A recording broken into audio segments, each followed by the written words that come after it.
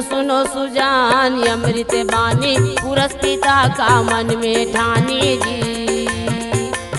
सुनो सुनो सुजान अमृत बानी पुरस्पिता का मन में ठानी जी।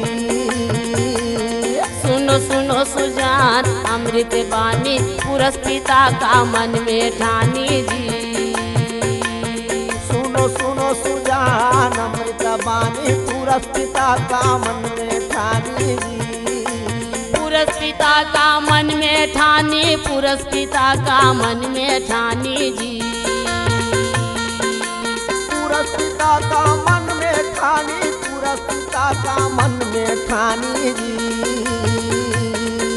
ये पुरस्पिता का मन में ठानी, पुरस्पिता का मन में ठानी जी। पुरस्पिता का मन में ठानी, पुरस्पिता का जय हो।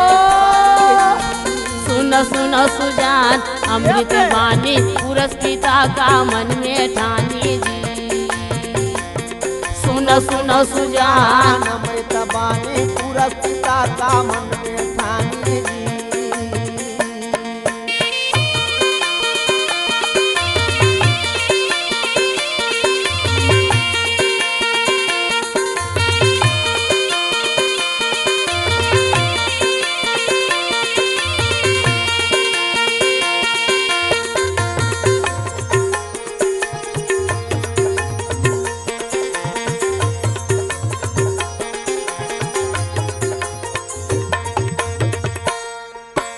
सदा सुरती के उत्पन्न किन्हा पुरस्पिता का मन में ठानी जी। इच्छा सुरती उत्पन्न किन्हा पुरस्पिता का मन में ठानी जी। मूल सुरती के करे विचारे पुरस्पिता का मन में ठानी जी। शब्द सुरती के करे उच्चारे पुरस्पिता का मन में ठानी ये दे। सुनो सुनो सुजान अमृत बानी पुरस्पिता का मन में ठानी जी। सुनो सुनो सुजान अमृत बानी पुरस्पिता का मन में ठानी जी।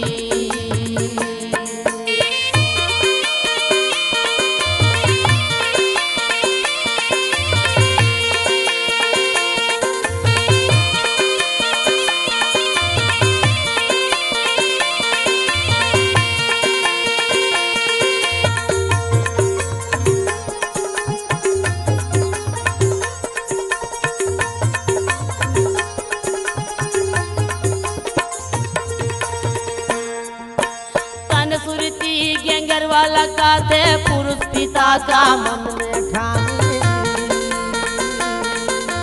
मन सुरती और केकड़ा लगा थे पुरस्पिता का मन में ठानी। दोनों बेटा ला बुला के क्या करे? तुम अंचल में जा बेटा अरे और कहीं भी तुमला मिट्टी मिली हर कारा लाला तुम और पासा नाना पुरस्पिता का मन में ठानी जी। चार सुरती के हुए प्रभाव से अच्छा तन सुरती गेंगरवा और मन सुरती क्रेकड़ा बना करके जल के अंदर जाने के आदेश दे दी पुरस्पिता। अच्छा मिट्टी खोजे बारा जवाना लागे पुरस्पिता का मन में ठानी जी। सुनो सुनो सुजान अमृत बानी पुरस्पिता का मन में ठानी जी। सुनो सुनो सुजान अमृत बानी पुरस्पिता का मन में ठानी जी।